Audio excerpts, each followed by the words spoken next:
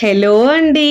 ఈరోజు మన కిచెన్‌లో చాలా ఈజీగా, సింపుల్‌గా, హెల్తీగా చేసుకునే 2 రకాల బ్రేక్‌ఫాస్ట్ రెసిపీస్‌ని ఎలా చేయాలో చూపించబోతున్నానండి.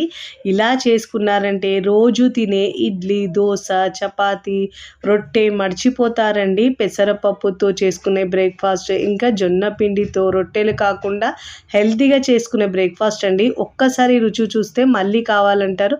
1, 2 అయితే అస్సలాగరండి. మరిక ఏమాత్రం ఆలస్యం చేయకుండా 1 బై 1 బ్రేక్‌ఫాస్ట్ ఎలా చేయాలో చూద్దాం రండి. ముందుగా ఇక్కడ నేను ఒక కప్పు పెసరపప్పు తీసుకున్నానండి. మిక్సింగ్ బౌల్ తీసుకొని పెసరపప్పు దాంట్లో వేసుకొని శుభ్రంగా ఒక 2-3 సార్లు బాగా వాష్ చేసుకోవాలండి. ఇలా చక్కగా శుభ్రంగా వాష్ చేసుకున్న తర్వాత ఆ వాటర్ తీసేసి మళ్ళీ దాంట్లో తిరిగి వాటర్ పోసుకొని మనము ఒక గంట నానబెట్టుకోవాలండి. ఒకవేళ వేడి నీళ్ళు వేసుకొని నానబెట్టుకుంటే అరగంట నానబెట్టుకుంటే సరిపోతుందండి. నేనైతే ఇక్కడ ఒక గంట నానబెట్టుకున్న తర్వాత చూపిస్తున్నాను చూడండి. పప్పు చక్కగా నానిందండి. ఇప్పుడు మిక్సీ జార్ తీసుకొని పప్పును మిక్సీ జార్‌లో వేసుకోవాలి. ఫస్ట్ టైం నా ఛానల్ చూస్తున్న వాళ్ళు ప్లీజ్ నా ఛానల్‌ని సబ్స్క్రైబ్ చేసుకోండి, లైక్ చేయండి, పక్కనున్న బెల్ ఐకాన్‌ని ప్రెస్ చేయండి. ఇలా ప్రెస్ చేయడం వల్ల నేను పెట్టే వీడియో నోటిఫికేషన్ ముందుగా మీ హోమ్ పేజ్‌కొస్తాయండి. ఇలా పప్పు మొత్తం వేసుకున్న తర్వాత దీంట్లో 1, 2 పచ్చిమిరపకాయలని ఇలా తుంచి వేసుకోవాలండి. ఉంటే మీ దగ్గర చిన్న అల్లం ముక్క కూడా వేసుకోండి. నా దగ్గర లేదండి, అందుకే వేసుకోలేదు. ఇప్పుడు దీంట్లో అవసరాన్ని బట్టి వాటర్ యాడ్ చేసుకొని మెత్తగా గ్రైండ్ చేసుకోవాలి. ఎంత మెత్తగా గ్రైండ్ చేసుకుంటే మనకు బ్రేక్‌ఫాస్ట్ అనేది అంత చక్కగొస్తదండి. ఇప్పుడు ఇలా గ్రైండ్ చేసుకున్న ఇలా గ్రైండ్ చేసుకున్న పిండిని మిక్సింగ్ బౌల్‌లోకి తీసుకోవాలండి. ఇప్పుడు ఇదే మిక్సీ జార్ కడిగి ఒక పావు కప్పు కంటే తక్కువ వాటర్‌ని వేసుకొని మిక్స్ చేసుకోవాలి. చూడండి, ఒక 2, 3 నిమిషాల పాటు ఇలా బాగా బీట్ చేసినట్టు మిక్స్ చేసుకోవాలండి. ఇలా పిండిని మిక్స్ చేసుకుంటే మనకు వంట సోడా వేసే అవసరం ఉండదండి. ఇప్పుడు స్టవ్ మీద ప్యాన్ పెట్టుకొని పెనం బాగా వేడైన తర్వాత మంటను లో ఫ్లేమ్‌లో ఉంచి ఇలా కొద్దిగా వాటర్ వేసుకొని లేదంటే ఆయిల్ ఇలా వేసుకొని ఈక్వల్‌గా ఇలా మనము స్ప్రెడ్ చేసుకోవాలండి. ఇప్పుడు 2 గరిటెలు పిండి వేసుకొని వీలైనంత పల్చగా స్ప్రెడ్ చేసుకోవాలండి. ఇక్కడ నేను ఐరన్ తవా యూజ్ చేస్తున్నాను కాబట్టి కాస్త ఆయిల్‌ని అప్లై చేసుకున్నానండి. మీరు లేదంటే ఆయిల్ వేయకుండా ఇలా వాటర్‌ని స్ప్రెడ్ చేసి కూడా మనం ఇలా తుడుచుకున్న తర్వాత వాటర్ వేసుకొని అలా అయినా దోస వేసుకోవచ్చండి. ఇలా వేసుకుంటే మనకు చాలా చక్కగా వస్తుందండి. ఆయిల్ వేసుకుంటే ఇలా చక్కగా మంచి గోల్డెన్ కలర్ వచ్చిన తర్వాత ఫోల్డ్ చేసుకొని ప్లేట్లోకి తీసుకోవాలండి. ఒక హాఫ్ టీ స్పూన్ దాకా ఆయిల్ వేసుకుంటే సరిపోతుంది. ఆయిల్ వేయకుండా కూడా చాలా బాగా వస్తాయండి దోశలైతే. ఇలా చక్కగా మంచి కలర్ వచ్చిన తర్వాత ప్లేట్లోకి తీసుకోవాలి. చాలా ఈజీగా, సింపుల్గా, టేస్టీగా చేసుకునే ఈ బ్రేక్‌ఫాస్ట్ మీకు నచ్చితే తప్పకుండా ట్రై చేయండి. ట్రై చేసి ఎలా కుదిరిందో కామెంట్ ద్వారా తెలియచేయండి. ఇప్పుడు నేనైతే ఇక్కడ క్యాలీఫ్లవర్‌తో సర్వ్ చేస్తున్నాను. మీకు నచ్చిన కర్రీ లేదంటే చట్నీతో కూడా సర్వ్ చేసుకోవచ్చు. రుచి చాలా బాగుంటుందండి. తింటుంటే 1, 2 అయితే అస్సలాగరండి. అంత బాగుంటుంది. చాలా మంచి రెసిపీ అండి. Healthy recipe. మరి ఆలస్యం చేయకుండా సెకండ్ బ్రేక్‌ఫాస్ట్‌ని ఎలా చేయాలో చూద్దాం. ముందుగా ఇక్కడ నేను ఒక చిన్న బౌల్ తీసుకొని దాంట్లో 1 కప్పు మినపగుళ్ళు తీసుకొని దాంట్లో ఒక పావు టీ స్పూన్ దాకా మెంతులు వేసుకొని శుభ్రంగా ఒక 2, 3 సార్లు బాగా వాష్ చేసుకోవాలండి. ఇలా చక్కగా వాష్ చేసుకొని ఒక 2 గంటలు నానబెట్టుకోవాలండి. అంతకంటే ఎక్కువ అవసరం ఉండదు. ఇక నేను 2 గంటల తర్వాత చూపిస్తున్నాను చూడండి. పప్పు చక్కగా నానిందండి. ఇప్పుడు మిక్సీ జార్ తీసుకొని ఈ పప్పును మిక్సీ జార్‌లో వేసుకోవాలి. ఇప్పుడు ఇలా మినపగుళ్ళు వేసుకున్న తర్వాత కొద్దిగా వాటర్‌ని యాడ్ చేసుకొని మెత్తగా గ్రైండ్ చేసుకోవాలండి. ఎంత మెత్తగా గ్రైండ్ చేసుకుంటే మనకు బ్రేక్‌ఫాస్ట్ అనేది అంత వస్తుంది. ఇప్పుడు ఇలా గ్రైండ్ చేసుకున్న పిండిలో ఇలా చక్కగా గ్రైండ్ చేసుకున్న తర్వాత ఇప్పుడు ఇదే మిక్సీ జార్‌లో 2 కప్పుల జొన్న పిండి వేసుకుంటున్నానండి. మీరు ఒకవేళ జొన్న పిండి లేని వాళ్ళు మనము మినపగుళ్ళు నానబెట్టినప్పుడే సెపరేట్‌గా మనము 2 కప్పుల జొన్నలు నానబెట్టుకోవాలండి. అలా అయినా చేసుకోవచ్చు. ఇప్పుడు ఇలా 2 కప్పుల జొన్న పిండి వేసుకున్న తర్వాత ముందైతే 1 కప్పు వాటర్ వేసుకొని మెత్తగా గ్రైండ్ చేసుకోవాలండి. గ్రైండ్ చేసేటప్పుడు మనకు అవసరం పడితే వాటర్‌ని యాడ్ చేసుకుంటూ గ్రైండ్ చేసుకోవాలి. ఇలా మెత్తగా గ్రైండ్ చేసుకున్న ఈ పిండిని మనము ఒక గిన్నెలోకి తీసుకోవాలి. ఇలా పిండి వేసుకున్న తర్వాత 2 నిమిషాల పాటు ఇలా బాగా బీట్ చేసేటట్టు మిక్స్ చేసుకోవాలండి.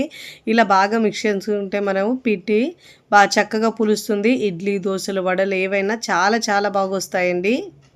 ఇప్పుడు ఇలా పిండిని బాగా మిక్స్ చేసుకున్న తర్వాత మూత పెట్టేసి 6 నుంచి 8 గంటల పాటు పిండి పులియడానికి పెట్టుకోవాలండి. నేను ఇక్కడ ఒక ఓవర్ నైట్ తర్వాత చూపిస్తున్నాను చూడండి. పిండి చక్కగా పులిసిందండి. ఇప్పుడు ఇలా స్పూన్‌తో బాగా మిక్స్ చేసుకోవాలి. అప్పుడప్పుడు ఇలా హెల్తీ బ్రేక్ఫాస్ట్ చేసుకోవడం వల్ల హెల్త్కి చాలా మంచిదండి. రెగ్యులర్గా తినే ఇడ్లీ, దోశ, ఉప్మా అలాంటివి కాకుండా జొన్న రొట్టె బోరు కొడితే ఒక్కసారి ఇలా బ్రేక్ఫాస్ట్ చేసుకోండి. రుచి చాలా బాగుంటుందండి. పిల్లలు పెద్దలు కూడా చాలా ఇష్టంగా తింటారు. ఇప్పుడు దీంట్లో మనము రుచికి సరిపోయినంత ఉప్పు వేసుకోవాలండి. ఉప్పు మీ టేస్ట్ని బట్టి యాడ్ చేసుకోవాలి. కన్సిస్టెన్సీ నేను వీడియోలో చూపించిన విధంగా ఈ కన్సిస్టెన్సీ ఉండాలండి. అప్పుడే మనకు బ్రేక్ఫాస్ట్ అనేది చాలా చక్కగా వస్తుందండి. ఇలా ఉప్పు వేసుకున్న తర్వాత బాగా మిక్స్ చేసుకోవాలి. ఇప్పుడు ఇలా వీడియోలో చూపించిన విధంగా ఈ కన్సిస్టెన్సీలో ఉండాలండి. చాలా సింపుల్గా చేసుకోవచ్చండి. ఇప్పుడు ఇలా బాగా మిక్స్ చేసుకున్న తర్వాత కన్సిస్టెన్సీ చూడండి, నేను వీడియోలో చూపించిన విధంగా ఈ కన్సిస్టెన్సీలో ఉండాలి.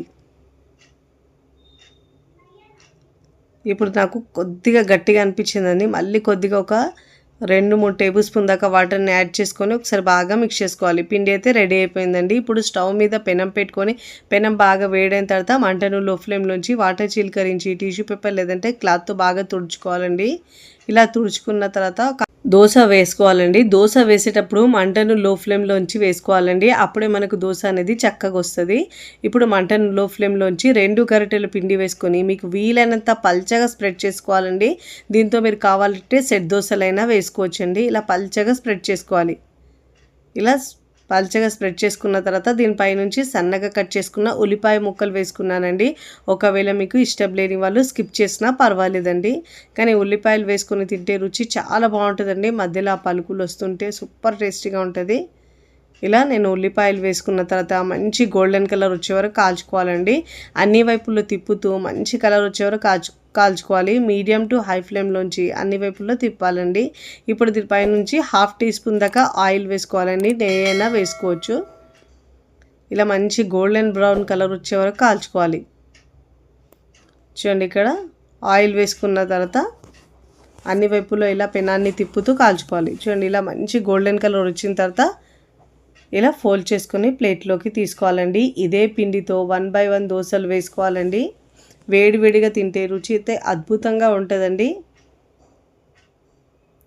చూడండి ఎంత మంచి కలర్ వచ్చిందో. ఇదే విధంగా ఫోల్డ్ చేసుకొని ప్లేట్లోకి తీసుకోవాలి. క్రిస్పీగా చాలా బాగుంటాయండి.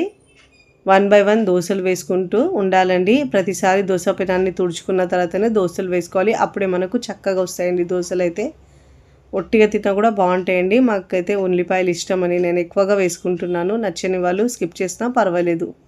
ఇలా 1 by 1 దోశలు వేసుకొని ప్లేట్లోకి సర్వ్ చేసుకోవాలండి. చాలా ఈజీగా సింపుల్గా హెల్తీగా చేసుకునే ఈ బ్రేక్ఫాస్ట్ ఎలా వచ్చిందో కమెంట్ ద్వారా మీ అభిప్రాయాన్ని నాకు తెలియచేయండి. ఇప్పుడైతే సర్వింగ్ ప్లేట్లో సర్వ్ చేసుకున్నానండి. చూస్తుంటేనే నోట్లో నీరురుతాయండి.